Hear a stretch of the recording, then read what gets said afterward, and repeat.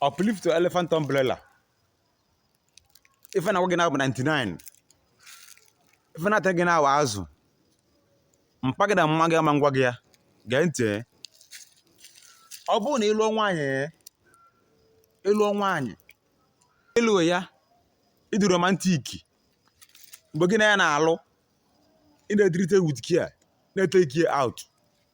Gị lụzie after 5 years, ọ mụrụ gị nke izu, mụrụ gị nke abụọ, edizighị care. Then gị mezi expect ka that marriage na-move smoothly, na-move cause move before. Uplift elephant umbrella. Unu mana nwaanyị dị ka agwa. No happy ya hapụ gị. Inye love nke ara ya nyego gị back. Nwaanyị bụ give and take. If you nwaanyị ka nwaanyị ga-enye gị, there's no two ways about it. Ịlụ nwaanyị dị romantic, ị na-azụ afọ n'ime afịa.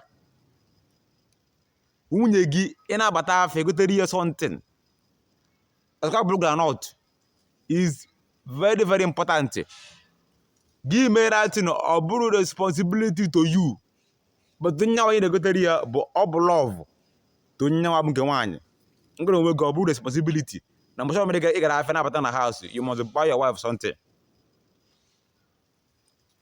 And unu nwee romantic name unu na-akpọ onwe unu. Ọ bụrụ Papa Emeka, mụ Ifeanyị, o make sense. Nwee romantic name ị na-akpọ your wife. Adugo, my love, honey, all those sweet names. Ọ ga-enye aka ịfụ na the marriage na-aga smoothly. Ọ ga-enye aka ịfụ na nke nwaanyị na-ebu gị n'obi. There's no two ways about it. Unu shota anụ a na-eme, agaghị enwe too much divorce. Agaghị enwe too much divorce. A ga-enwe some things nwaanyị ga na-edi. Ịghọtago? Inwe ha ego. Ịdị romantic. At the end of the day, ịchọ ka nke nwaanyị love and respect ya gị. O make sense na?